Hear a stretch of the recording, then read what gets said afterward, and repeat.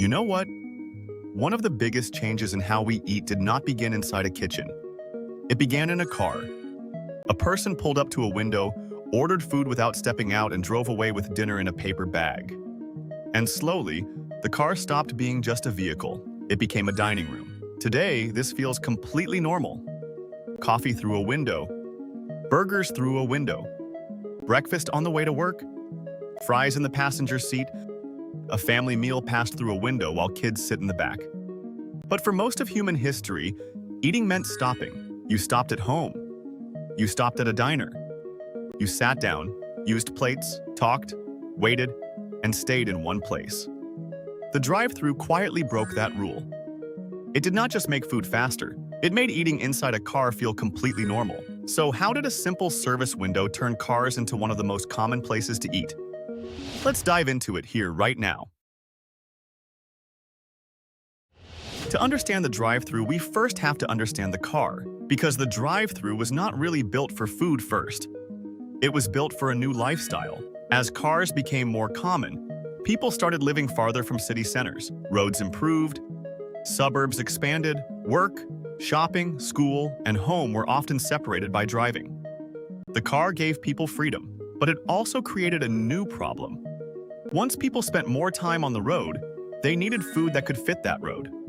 Before the drive-thru, there was the drive-in. At a drive-in restaurant, customers parked their cars, and workers called car hops came out to take orders. Food was often served on trays that clipped to the car window. The restaurant moved closer to the car, but the customers still had to stop and wait. The drive-thru took the next step. It asked a simple question: what if you did not even need to park? That idea sounds small, but it changed everything. Once food could be ordered, paid for, and collected without leaving the vehicle, the restaurant became part of traffic flow, not a destination. A checkpoint. One of the most important early breakthroughs came in California. In 1948, Harry and Esther Snyder opened In-N-Out Burger in Baldwin Park. It was a tiny hamburger stand, barely bigger than a small room. But Harry Snyder had a bigger idea. He wanted customers to order and receive food without getting out of their cars. To make that work, he used a two-way speaker system. That little speaker box was more important than it looked. It created the basic drive-thru pattern we still know today. Pull up, speak, move forward, pay, take the bag, drive away. Sounds ordinary now, but at the time it was a new restaurant rhythm. Fast food had already been growing, but the speaker and window made it even faster. It removed walking in. It removed sitting down. It removed the small delay between hunger and food. And once that delay disappeared, the habit spread.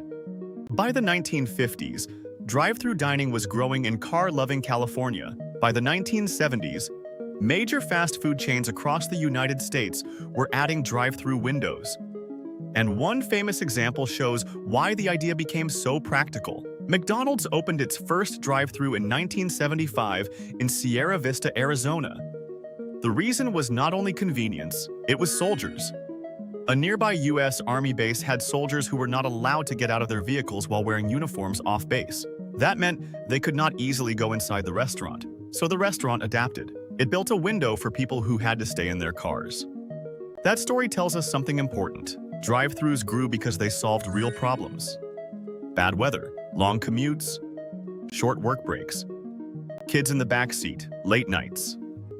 People wanted food without turning a small errand into a full stop. And America was the perfect place for this idea to explode. After World War II, suburbs expanded. Highways grew. Shopping centers moved away from dense downtowns. Families often needed cars for everyday life. A restaurant that worked without the car suddenly felt less convenient. A restaurant that worked with the car felt perfectly designed for the new world. That is why the drive-thru became more than a window. It became architecture. Restaurants were redesigned around lanes, menu boards, speakers, payment windows, pickup windows, and traffic flow. The kitchen had to change too. Food had to be simple enough to prepare quickly. Packaging had to survive in a moving car. Cups needed lids, bags needed handles, fries needed cartons, sauces needed packets. Napkins became part of the meal. The drive-thru did not only change restaurants, it changed what people expected from food. Before, a meal could be slow. After the drive-thru, speed became part of the value. People were not only buying a burger, they were buying saved time. They were buying the ability to keep a sleeping child in the back seat. They were buying dinner without unloading the whole family. They were buying coffee without breaking the morning commute. Convenience became emotional. That is why the drive-thru became so powerful. It was not just faster, it removed effort. And once a habit removes effort, people rarely want to go back. But there was a trade-off. When food became easier to get, it also became easier to eat without thinking. Breakfast became something you could unwrap at a red light. Lunch became something you could finish between errands. Dinner became something you could pass around in paper bags. For busy families, this was useful. For workers with short breaks, it was practical. For long road trips, it felt necessary. But it also changed the meaning of a meal. Eating became less about stopping and more about continuing. That is the hidden story. The drive-thru did not just serve fast food, it made life itself feel faster. And restaurants learned to compete on seconds. Every part of the lane became a system. Modern drive-thrus are not just windows anymore. They are carefully engineered machines. Some use double lanes, digital boards, outside order takers, mobile apps, sensors, and even artificial intelligence. Some chains now design smaller restaurants with less dining space because many customers never plan to sit down. In a strange way, the drive-thru has started to become the main restaurant. The dining room is sometimes just the extra part. This became even clearer during the pandemic. When indoor dining was restricted, drive-thrus became a lifeline for many fast food restaurants. The drive-thru was no longer just convenient, it was resilient. And that is why it continues to grow around the world.